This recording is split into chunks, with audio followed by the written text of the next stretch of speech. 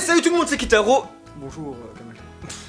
On se retrouve aujourd'hui au Mont Corvo. Et donc aujourd'hui, vous avez vu dans le titre, voilà, hop là, théorie sur Ener. Là, vous avez fait. Oh mon god, il se bouge dans le titre, tranquille. Donc, Ener, personnage le plus théorisé du manga, il envoie de toutes les hypothèses sur internet, tout bidon. Voilà, on passe de Ener ancien esclave, Ener contre Kaido, Ener prochain Mugiwara, Ener caissé chez Quick. Bon voilà, donc bon. Mais en vrai, ancien esclave, c'est bien. Non, là-dessus, ça va être à notre tour. Et oui, Corvo, il dit que c'est trop bien ce qu'il fait, le statut de la main, enculé. Au Mont Corvo, on va devoir donner notre Enculé.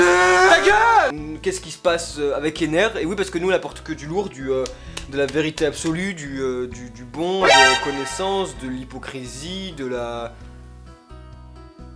Mais alors vous êtes gentil, mon Corvo. Voilà, donc là-dessus, on va devoir un peu donner notre avis. JPP, je comprends pas XD. On va devoir donner notre avis un peu sur Ener, parce qu'on comprend que c'est cool de parler d'Ener, parce qu'en même temps, c'est un des personnages qu'on n'a pas vu depuis très longtemps. Donc qu'est-ce qu'il est devenu? Et pourquoi? Et qu'est-ce qui se passe? Wow. Nous avons parlé à Eiichiro Oda, on vous dit tous les secrets de One Piece tout de suite.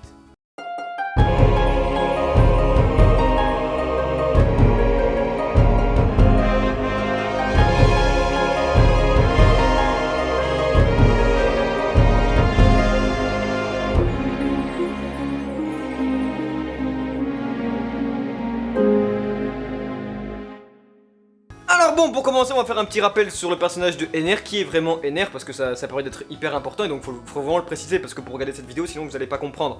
Parce que voilà, hein, on va pas vous prendre pour des cons non plus. Donc, Ener, c'est parti. Il est l'antagoniste principal de l'arc de Skypiea. Il est l'ancien dieu de Skypiea. Après sa défaite face à Luffy, il est parti sur la lune lors des mini-aventures d'Ener, où il rencontre les Spicy. Ener est un homme grand et musclé qui a les cheveux mi-courts blonds, voilà. Ses cheveux sont couverts par un simple foulard blanc. Il a de longs lobes d'oreilles avec des boucles d'oreilles. Il porte un pantalon bouffant, orange avec un motif noir sur les jambes. Et autour de sa taille, un voile bleu clair tenu par une ceinture plus forte. Et voilà, maintenant qu'on vous a absolument rien appris sur le personnage de Ener, ou plutôt devrais-je dire Goto Eneru. Et donc voilà, comme on a dit un peu tout ça, et ben on va pouvoir passer à notre magnifique théorie qui va être tip-top trop chouette. Vous pouvez marquer dans les commentaires. La vidéo commence à 4 minutes, enculé. Voilà.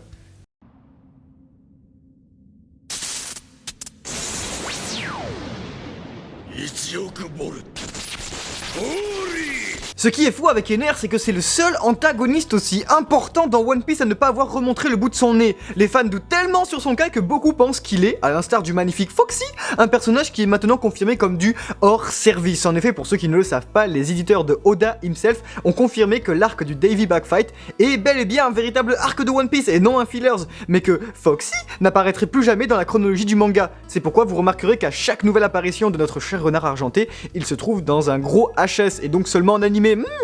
Pour en revenir à Ener, beaucoup pensent alors que nous le reverrons plus, et ouais, car c'est vrai que depuis le tome 31, et donc depuis 2005, cela fait quand même plus de 10 ans, voilà, ça fait beaucoup, et ben la seule chose que nous savons de lui, c'est son excursion sur Fairyverse, qui est autre que la Lune, mais nous reviendrons dessus un peu plus tard, ouais.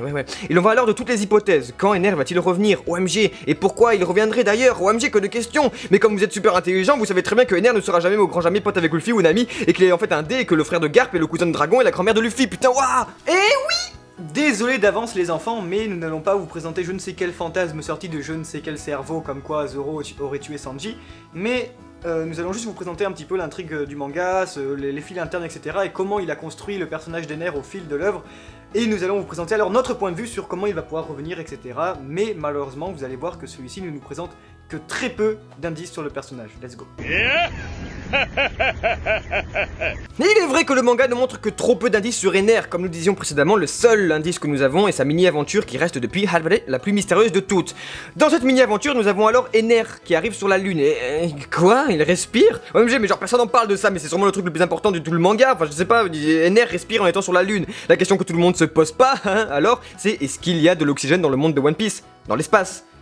Et si un jour on apprend ça, et ben ça résoudrait beaucoup de mystères, enfin je veux dire... Bon bref, on met ça de côté et on passe à la suite. Ener trouve alors ce qu'on appelle un Spicy au sol et le réanime en tentant de le tuer. Ouais, parce qu'il est comme ça, Ener. On apprend alors que ce truc chelou nommé Spicy marche à l'électricité et qu'il est une création du professeur Tsukimi, qui vécut lui sur Terre. Vous suivez car ça va venir vraiment chelou. Ensuite, on apprend qu'ils sont en fait donc les petits Spicy en guerre contre les pirates de l'espace, qui sont en fait à l'origine d'une explosion sur la Lune, et donc de la mort du professeur Tsukimi. Oui, vous avez bien tout suivi. Le Spacey retrouve alors tous ses petits collègues morts au combat, et rip in peace. De l'autre côté, on remarque que les pirates de l'espace ont un projet de fouille archéologique sur la Lune, mais Ener est pas content que l'on touche à sa Fairyverse et massacre alors tous les pirates de l'espace, sans se poser de questions, alors que bordel des questions, il y en a. Après cette extermination, c'est là que ça devient assez intéressant. Les pirates de l'espace avaient en effet bel et bien trouvé une ancienne cité, oui, une ancienne cité sur la Lune, cité qui marcherait alors grâce à l'électricité. Ener, grâce à son pouvoir, réanime toute la ville et par la même occasion, l'armée de Spacey qui lui jure alors allégeance. Mais le truc le plus ouf, c'est la découverte de fresques anciennes, et oui, qui ont totalement explosé la fanbase. OMG, regardez, c'est les anciens dieux de One Piece. OMG, en fait non, c'est les armes antiques. Ah, OMG.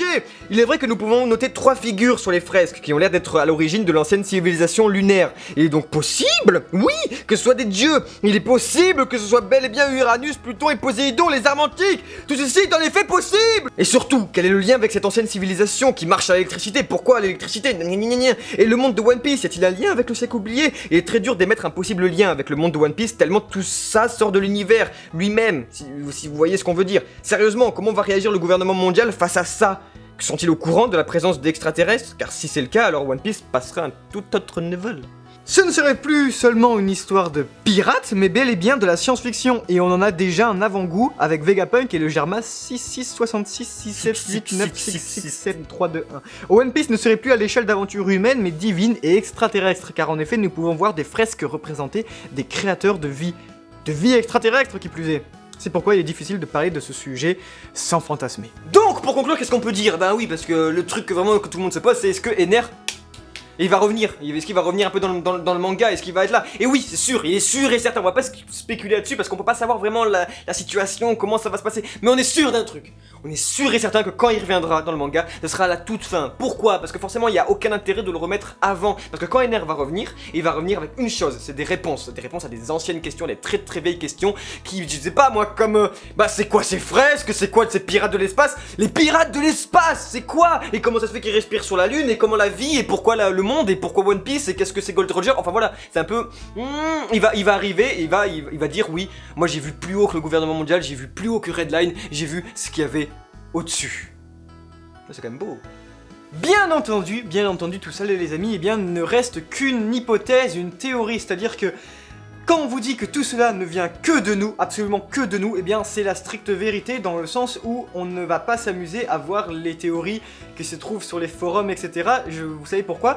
Parce qu'on déteste ça, c'est le truc qu'on trouve ultra chiant en fait de voir, et du coup, bien entendu qu'on a sans doute, on dit sans doute parce qu'on ne peut pas le vérifier et qu'on n'a rien inventé, parce que cette idée, à mon avis, elle doit se retrouver un petit peu partout sur internet, c'est assez évident, le parcours d'Ener est assez incroyable, c'est pourquoi... N'hésitez pas à laisser votre avis sur la section commentaires, si vous avez des choses plus approfondies que nous, c'est toujours un plaisir de les lire. Également, on voulait vous remercier d'un truc, c'est d'être toujours aussi plus nombreux sur la chaîne, et de voir tout l'engouement qu'on y retrouve depuis qu'on est revenu. Il y a beaucoup plus de bonnes personnes, on a envie de dire, bien attentionnées, ça nous fait très très plaisir. Bref, tout ça pour dire les amis qu'on est ravis de vous avoir, et j'espère que vous êtes un petit peu ravis de nous avoir en échange. Voilà tout. Voilà, échange de bons procédés, on vous fait des vidéos, vous nous faites des gros likes, des gros partages, de la grosse money. Bon voilà, on espère tous revoir Ener, on espère tous que ça va être trop cool, et quand il reviendra, il fera un gros... Maté. C'était Kamaltero. Et c'était Kitaro. Salut salut.